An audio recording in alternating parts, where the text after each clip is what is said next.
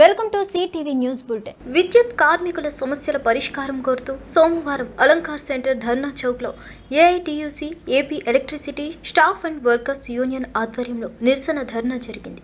ఈ సందర్భంలో యూనియన్ రాష్ట్ర అధ్యక్షుడు బి రామలింగారెడ్డి ప్రభుత్వంపై తీవ్ర విమర్శలు చేశారు. ఉద్యోగుల సమస్యలు పరిష్కరించడంలో ప్రభుత్వం విఫలమైందని, విద్యుత్ సంస్థల్లో ఎన్నికలు నిర్వహించాలని, పెండింగ్ డిఏలను విడుదల చేయాలని డిమాండ్ చేశారు.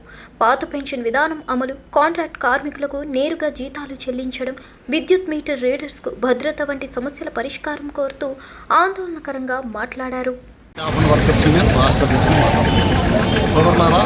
ఈరోజు విజయవాడ నగరం నందు చలో విజయవాడ కార్యక్రమం విద్యుత్ సంఘాలలోని ఏఐటీసీ అనుబంధ సంఘాలని చేపట్టారు.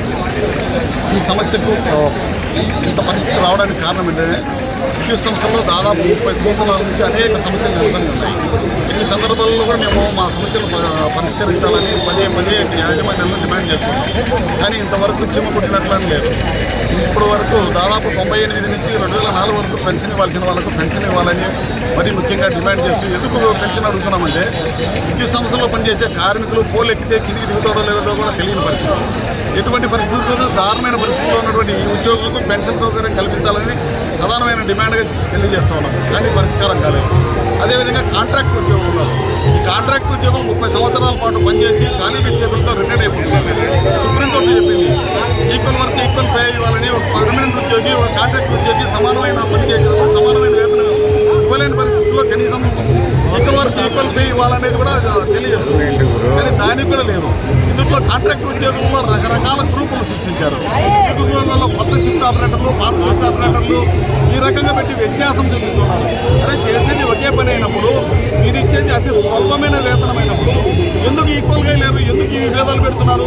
కార్మికుల మధ్య విభేదాలు పెట్టి మీరేదో పెద్దగా వెంకట ర్యాంకర్లకు ఇచ్చిన శాలరీస్ ఇస్తానంటూ వాళ్ళకి ఇచ్చే 20,000లో కూడా ఇంత భేదాలు చెప్పడం చాలా అన్యాయం. కొత్త పాత అనే భేదం లేకుండా సుప్రీంకోర్టు గైడ్లైన్స్ ప్రకారం ఈక్వల్ వర్క్ ఈక్వల్ పే ఇచ్చి తీరాలి. అదేవిధంగా ఎనర్జీ స్టాండ్ తీసుకొచ్చింది ఈ ప్రభుత్వం. వాళ్ళకు ఎటువంటి డ్యూటీలు చెప్తున్నారంటే అర్థం కాని పరిస్థితి. ఒకవైపు రెవెన్యూ వాళ్ళు వస్తారు, ఒకవైపు డిపార్ట్మెంట్ వాళ్ళు వస్తారు. ఈ కన్ఫ్యూజన్లో వాళ్ళు ఏం జరుగుతుందో తెలియని పరిస్థితి. దాదాపు 300 మంది ప్రాణాలు పోగొట్టుకున్నారు. వారికి దిక్కేదంటే పలకట్లేదు. అదేవిధంగా మీటర్ రీడర్లు ఉన్నారు. మీటర్ రీడర్లు అంటే విద్యుత్ సంస్థలకు ఆర్థిక పరిపుష్టి చేసే ప్రతి పెద్ద నెట్వర్క్ ఇది. ఈ నెట్వర్క్ నీకు ఆదాయ మీటర్లు వచ్చాయని చెప్పి వీళ్ళందరినీ తీసేస్తున్నారు. మరి 20 సంవత్సరాల పాటు మీరు వాళ్ళని ఉపయోగించుకొని వాళ్ళకు ఉద్యోగ భద్రత కల్పించి ఎస్క్రో అకౌంట్ ద్వారా వాళ్ళకి వేతనాలు ఇవ్వాలని డిమాండ్ చేస్తున్నాం. వీటన్నిటి సమస్యల పరిష్కారం జరగాలంటే విద్యుత్ సంస్థల్లో అనేక సంఘాలు ఉన్నాయి. ఏ సంఘము పరిష్కారం చేయట్లేదు. ఎందుకంటే మీకు తక్కువ ఉన్నారని యాజమాన్యాలు ఉంటున్నాయి. సరే ఎవరికి తక్కువ ఉన్నారు, ఎవరికి ఎక్కువ ఉన్నారు ఈ క్లారిటీ రావాలంటే విద్యుత్ సంస్థల్లో ప్రధానంగా ఎలక్షన్లు నిర్వహించాలి. సంఘాలకు ఎన్నికలు నిర్వహించి ఆ ఎన్నికల ద్వారా ఎన్నికైనటువంటి వారి చేత సమస్యల పరిష్కారానికి సమాయత్తం కావాలని విద్యుత్ సంస్థలు డిమాండ్ చేస్తారు. రామలింగారెడ్డి